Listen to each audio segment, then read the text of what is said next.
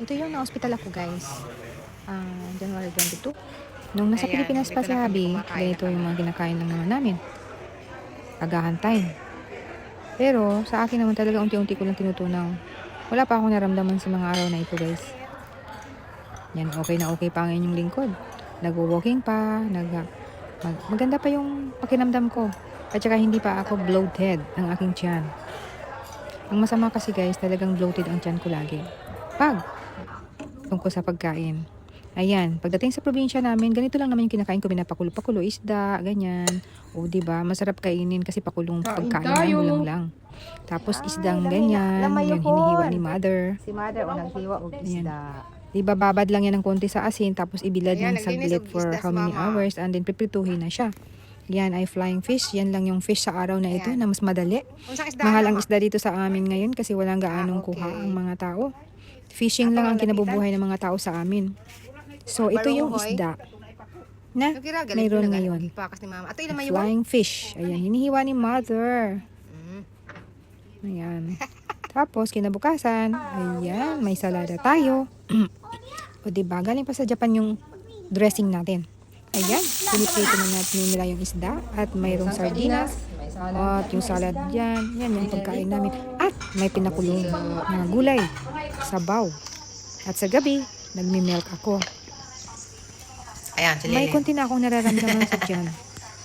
Medyo bloated ng konti. Parang tumataba ang dating. Pero busy-busy pa din ako. Ayan. Ganyan ang ginagawa ko. Kasi hindi ako nakakapag-walking guys. Talagang araw-araw dapat ako nagwo-walk. Pero ayan ang ginagawa ko. So, hindi ko nagagalaw yung mga legs ko. Hindi ko. Tapos sumunod, kumain ng saging. Saka nagpalot, oh. Yan, nilagang saging. Pero hilaw ito guys. Hindi siya hinog. Pero nilaga. So, parang potato ang dating lang naman. Masarap naman siya. Natutunaw naman to sa akin. At kumain man ako ng kanin, kundi-kunti lang talaga. At nakapagsimba pa kami ni mama. Ayan, nung sinulog. It is Sunday na may sinulog.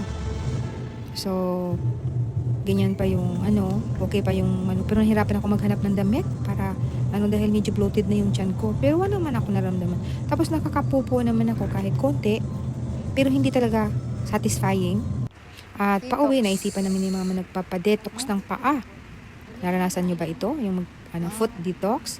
Ayan, next time na naman, ganun din naman uli ang pagkain ko. Itong isda. Detox Na, ulit bula naman na. today. Maganda kasi ito guys. Detox yung nalilinis yung katawan.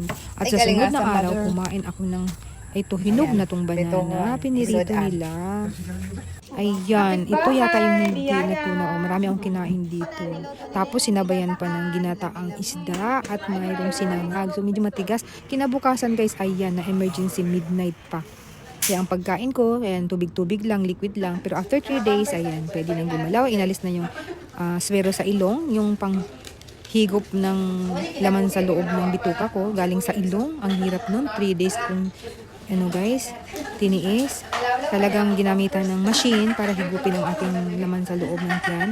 Yung galing sa ilong na, ba yun?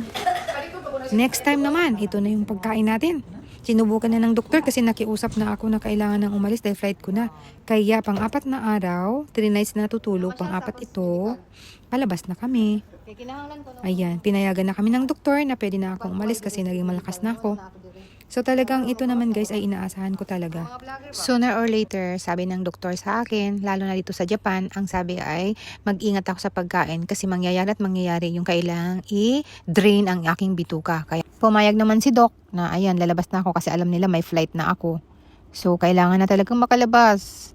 Next day na kasi talagang pa-flight na. Kung matatandaan nyo, ito yung ating bituka. May tumabag. Pangsamantala, 2 years mahigit ko itong dinala. Pero magto 2 years na itong naibalik sa normal. Yun nga lang, ingat sa pagkain na hindi matutunaw.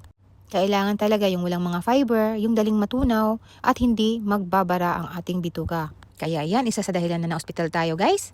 So nakalabas na tayo ng ospital, magsasakay na lang kami ng tricycle para papunta kami sa hotel na tutuluyan ko for tonight. Tutuluyan namin ni mama for tonight kasi ihatid nila ako sa Manila. And then pa-flight na ako sa Japan. At ayan, pwede nang sumayaw-sayaw ang inyong lingkod. Sama ang mga pamangkin ko. Ayan, maliksi na siya. Pwede na siyang parang hindi galing sa ospital. Biglaan yung ospital kasi grabing sakit ng tiyan ko. Talagang parang kinukurot yung parang ayun, may anong ginagawa sa tiyan ko, yung hangin guys, grabe. Gastric, ano pala yung vacuum yung ginamit sa akin, gastric vacuum na machine sa bituka, yun yung ginawa sa akin. At ayan, kumain sila ng hapunan. Ako nakikikain ako sa plato ni mama kasi hindi naman ako pwedeng kumain ng marami. So, at pinabili ko lang ng sabaw yung pamangkin ko para sa pagdating sa loob ng tulugan namin, doon ko naman kakainin yung may sabaw. At ayan, pauwi na silang lahat. Kami na lang ang maiiwan ni mama ko at yung sister ko. Ayan yung mga pamangkin ko. Babay na sa kanila. Bye-bye po. Ingat kayo, grabe, ang dami nila. Ayun na. Bye-bye na sa inyong lahat. Ayun, aalis na kami. Alis na sila. Paalis naman kami ng bukas. Kaya yan ang kabuuan ng aking pagka-hospital guys. Biglaan siya pero inaasahan ko na talaga yun na sooner or later may mangyayari sa akin dahil sabi ng doktor dito sa Japan, ang sabi niya, anytime pwedeng bumalik yung naranasan kong pagsakit ng tiyan na magbabara uli ang aking bituka. So, ayun. Ingat na lang talaga ako sa pagkain. Lahat ng pagkain pwede sa akin. Wag lang yung may mga fiber na sumasabit sa bituka ko. So, kailangan talaga yung madaling matunaw. Operada kasi na tayo. Yung bituka natin putol na. Kaya, fruit veggie na may fiber bawal na talaga sa akin dahil yun yung nagababara sa aking bituka. At hindi ito natutunaw. Kaya kailangan yung madaling matunaw ang kainin natin. At ito na kami sa aeroplano. Papunta na kami sa Manila guys. Pa-flight na kami. Delay kami ng 3 hours. Kaya binigyan kami ng Jollibee ng Cebu Pacific na lunch. Ayan. Kinain ko ito pero okay naman ako. Paunti-unti guys hanggang sa maubos. At ito na kami. Nag-aantay na kami ng sasakyan na papunta sa tulugan naman namin nanay. Dito kami nagstay sa Azure, sa room ko. Sa gustong magpunta dito, message kayo guys. Baka makales kayo sa room. Sa rent ng room. Any friendship nakilala dito na malapit lang din dito, hindi na lang natin natawagan kasi nga ang hirap guys ng kalagayan pag galing ka sa ospital pa. So talagang ayan, walking na lang muna kami, exercise lang kami ni mama dito sa morning bago ako pa-flight papuntang Japan. At syempre dahil delayed ang ating Cebu Pacific, kailangan ko muna mag-stay sa Manila at kailangan nating dumalaw ng Baclaran Church para magpapasalamat na rin guys sa nangyari sa atin na ligtas na tayo. Diba? Kailangan natin magpasalamat anytime, everywhere. At kahit ano pa ang mga nangyari sa buhay natin, pasasalamatan natin mga bagay na tayo'y nakalagpas sa lahat ng mga pagsubok sa atin. Ayan, pasasalamat na tayo binigyan ng lakas at bagong pag-asa sa ating buhay. Ayan. So, thank you so much Lord for everything. Okay, video yan. And nakapunta ako uli dito sa lugar na to. Ito yung dinadalaw ko pag once na umuwi ako ng Pilipinas. Kaya ito talagang natuloy siya. Maraming salamat Panginoon. Ayan si mama, puyat pa yan sa pagbantay sa akin sa hospital pero kinakaya. Ang aking personal nurse na si mama. Yung kaliwat kanan pa yung aking swero, ang aking dextrose, si mama ang nandyan. At dahil may oras pa ako bago umuwi ng Japan, mag-lunch muna kami nila mama dito sa may Okada, Manila at pamasyal na makita na rin nila dito kasi lagi na lang ako nakapunta dito at sila hindi naman nakapunta. Although hindi kami matutulog dito, pinasyal ko na lang sila dito. Ayan. At dito na rin kami nag-lunch. Ayan yung lunch natin. Siyempre may sabaw, hindi yan mawawala dahil para sa inyong lingkod. Kumakain man ako, yung may mga sabaw-sabaw lang na madaling matunaw. Ayan, napakaganda ng Okada guys. Kami ni Habi lagi kaming nandito nag-i-stay. Nakailang stay na kami dito. Mayroon pang presidential ang aming room dati na nagpunta kami dito. At syempre, pasyal-pasyal, silip-silip sa lugar, stay ng saglit, relax-relax ng saglit. Total free naman eh. Pwede nang pumunta dito. So, kung kayo gusto nyo magpasyal dito, pwede. Napakaganda dito talaga. Kaya, ayan, naaliw naman sila mama. Kahit pa paano, nakita nila yung personal yung Okada kasi kinikwento ko lang lagi sa kanila na napakaganda dito. Kaya, ayan, inikot namin. May place dito na talagang pwede kang kumain, parang mall. Pero talagang iisipin ng mga tao pag nanggaling kayo dito, ay akala nila ay magkakasino ka. Sasabihin sa'yo pag sumakay ka ng taxi, nanalo ba kayo ma'am? Sabing ganun sa amin, no? Sabi kong ganun, hindi kami nagkasino. Kumain lang kami ng kainan diyan sa at namasyal na din, syempre. Pero may lugar dito na hindi pwedeng pasyalan, guys. Para talaga sa mga VIP, client. So, sa place na pinuntahan namin, maganda. Kasi talagang pang maramihan. May mga Jollibee na rin guys. Mayroon dito. Parang mall na din siya. So, napakaganda niya. Pwede niyong pasyalan. Kahit hindi kayo matulog dito, okay lang. Pero, syempre, na-try ko rin natulog dito. Salamat sa hubby ko dahil gustong-gusto niya dito mag-stay sa Okada, Manila. Ilang beses kaming nag-stay dito ni hubby. So, as of now, talagang naikwento ko man sa kanila, at least nakita nila yung kagandahan ng Okada, Manila. At pinapaano pa ito guys, pinapalapad palalo, bagong itong side na to, banda rito.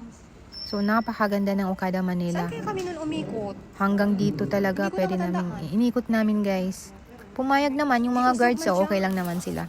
So, sa mga gustong magpasyal dito, napakaganda. Yun nga lang, pag mahilig kayo sa casino, baka maingganyo kayong mag-casino. Pwede kayong maging lucky, pwede ding unlucky, o diba? So, mas mabuti na yung ganito na lang, mamasyal-masyal lang, ikot-ikot lang, o diba? Sa napakagandang place. Ayan, super beautiful place. Siyempre, kahit papano, feeling nandito ka na, parang akala mo nagstay ka dito. Yung nakapunta kasi kami dito na nagstay kami, ibang mga kasama ko, yung mga friend ko at nag-offer ng sasakyan para sa aming paghatid sundo sa airport at sa mga pamamasyal namin, ang ginamit namin ang sasakyan nila. So, kasama namin sila dito. Nung nag-check-in kami, kasama namin sila. So, next video ko guys, yung may room dito. So, see you in my next video na nasa Okada, Manila. Bye for now. Thanks for watching guys. I love you all. See you in my next video. Bye guys. Pauwi na kami sa amin. Tinutuluyan sa Azure. At ako'y pa-flight na ng papuntang Japan. Yung black. Our next content guys ay makikita nyo ang loob ng room dito sa Okada, Manila. Yung last time na nagpunta kami ng June dito sa Okada. So, let's go guys. Panoorin natin. Abangan. Ito yung front na lobby sa VIP lobby ng Okada, Manila. Thank you guys. Bye!